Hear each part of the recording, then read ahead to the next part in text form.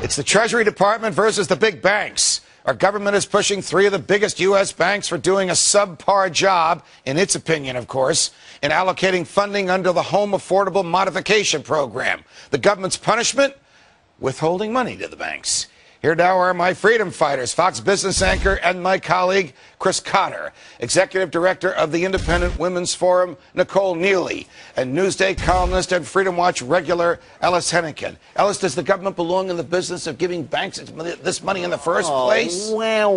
You feeling sorry for the bankers here? Listen, you take our money, you have to follow our rules. I asked you if they belong in the business of giving the money, not if they should have any strings. Somebody's got to do it. I mean, we had a huge economic problem. They needed help, and now they don't want to do it. Nicole, I have a question. I have a feeling you're laughing at Ellis's answer, not at my question, because you want to give your version of the answer to that question.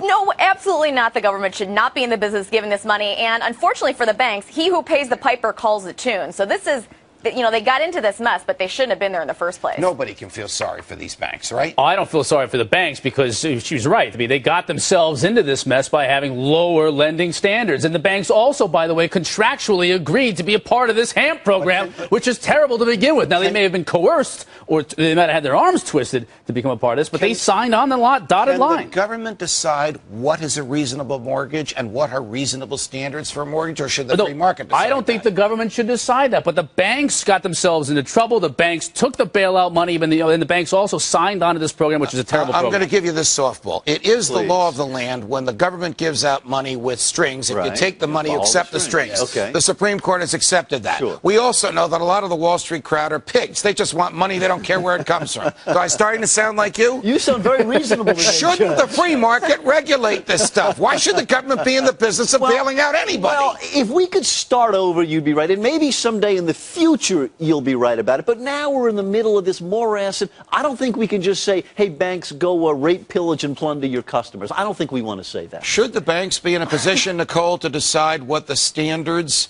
for a mortgage are, or should they let federal bureaucrats tell them what the standards for the mortgage are? And remember, the bureaucrats are going to make a political decision, not a business judgment about what's the best way to invest the bank's money. Right. It's in the bank's interest to set their own rates. And I, quite honestly, of course, I don't trust a bureaucrat to make the right decision. They haven't served us well in the past.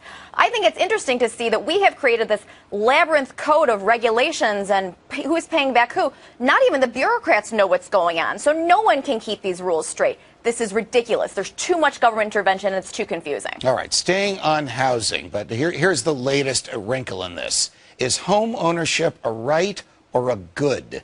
Housing advocates are now calling it a civil right. So they reason the government has a constitutional obligation to prop up the prices and give more handouts to make sure people stay in homes that they really can't afford. Chris Cotter, this is utter nonsense. Well, it is absolute nonsense. I mean, this is not a right. It is a privilege, and it's almost like a carrot out there. The American dream, that's the carrot out there. Work hard and get there. You know, I was speaking to an industry expert the other day, and he said, it looks like lending standards are starting to, loosen up a little bit. And I got chills down my spine. Low rates, low cost of houses, and also now you're going to have weaker standards. It sounds like we were 10 years ago. Let's see what our House liberal thinks about this one. Surely you don't think that home ownership is guaranteed in the Constitution or by the natural law, do you, Ellis Hennigan? No.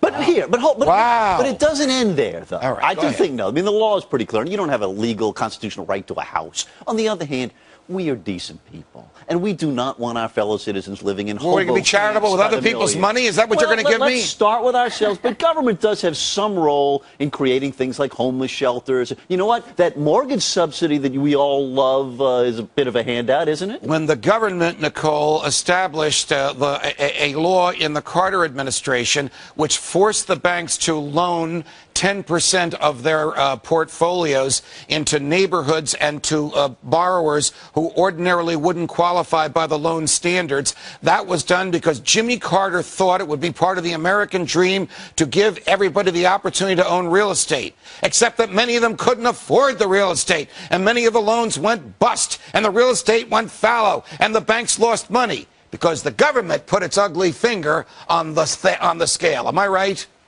You are right, and I'm just waiting for someone to make the argument that under the Commerce Clause, the government should just require us all to own homes. Wouldn't that just solve this once and for all? Maybe that's coming next. They can make us eat broccoli. They can make us wear shoes. They can make us wear a hat in the sun. They can make us own homes, Ellis. That's not what any reasonable person is saying. But don't forget that mortgage deduction that we all love. I mean, isn't that kind of a handout? You want to cancel that? That's the most popular middle-class tax deal in America. If you call the mortgage deduction a handout, I'll get to you, Chris. If you call the mortgage deduction a handout, renters don't get it. You are presuming that the government owns our income and it decides how much we can keep rather than we owning our income and decide how much to pay to the government. So it's okay to give these goodies to the middle-class folks, but not the... Where does this nonsense come from? You could take that, but just reduce my personal income tax rate. You can keep the homeowners and not distinguish between, hey, if you own a home, you get a better tax rate than if you don't own a home. Just give everybody a lower tax rate. Where does this nonsense come from that home ownership is a civil right? If even someone as open-minded as dear friend Hennigan rejects We've it. lived beyond our means for so long here, Judge, that we see things as a right, whether it's home ownership, whether it's a college education, whether it's 2 cars and a dog and 2.5 kids, whatever the case may be. We see all of these things now as a right of being an American. Isn't it better for some people to rent rather than own, depending upon the marketplace and depending upon their income? Yeah, the way housing prices have declined, a lot of rich people making that choice. Well, actually, renting is a very good deal right now in New York City. Some days I wish I were renting. You could rent one of those fabulous penthouses and lock it in on a long-term lease and keep it until the market goes up, right? In fact, I have an extra bedroom, Judge, if you might be interested. Huh? Oh, no. All right, I want to switch gears to a third subject before I let my freedom fighters go. A meeting that Freedom Watch has its eye on this weekend is the Bilderberg Conference in Switzerland. There, powerful political and economic elites gather to shape world policy, and on this show, we're wondering, if the ideas shared there are so legitimate and so important, then why does this meeting happen behind closed doors and surrounded by snipers, Ellis Hennigan? Wouldn't you, the investigative journalist that you are, like to get on the other side of those snipers? Of course, of course. I mean, listen, that's why we need good business reporting like occurs on this network. Great reporters have to go and pull the rug out from under the builder windbags. But the builder windbags won't let any reporters in there, and they are the most important movers and shakers outside of the government. Many of the government people there are ex-government people in the world. Who are they and what are they doing there? Who knows? I don't know. They're your rich friends. Listen I don't to know this, who they are. Your Honor. These are rich and famous people, and they want to be acknowledged as such. So getting invited to Bilderbergs and having it be exclusive, they love having exclusive stuff. They're country clubs and whatnot. That's why they want to go there because, wow, I'm smart and rich and famous, and you want me to go? Great. They want to keep it that way. I'm not scared of what's going on here. Is there this some group that we should know what they're doing because they are so influential, and when they enter into private or secret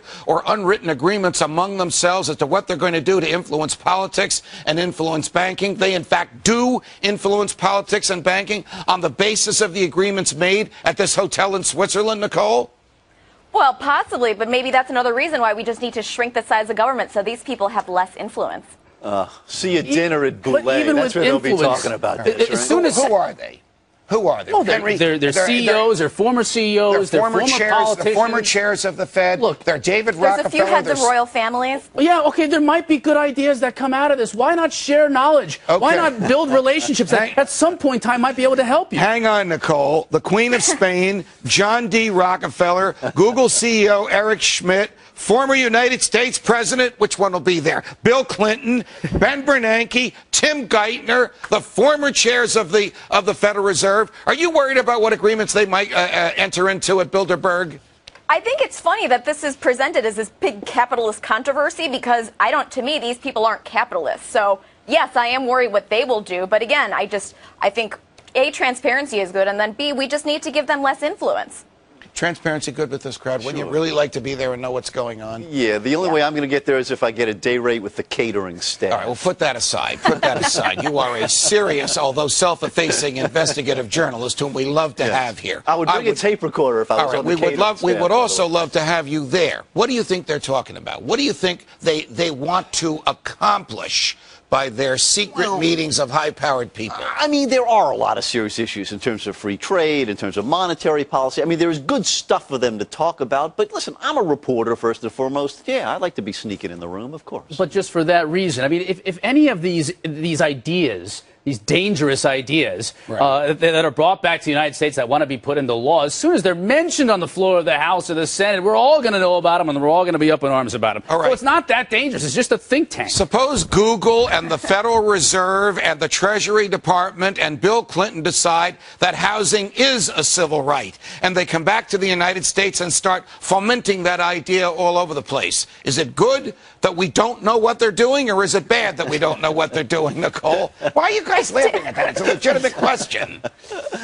Go ahead, No, Nicole. it's terrible and it's nefarious, but that's why we have a tripartite system of government, for checks and balances, so that these stupid ideas can't make it, can't see the light of day. That's why we have the judge here to yell, it's unconstitutional every day. So when somebody comes up with that idea, you would say, look, and to Nicole's point, we have checks and balances in place. All right. Ellis, I'll give you the last word. Big guys like secrets. It has ever been thus and shall ever be. That's Okay. true. Nicole Neely, Chris Cotter, Ellis Hennigan, self-effacing. It's always a pleasure to have you here. Thank you, guys. Back with Watch.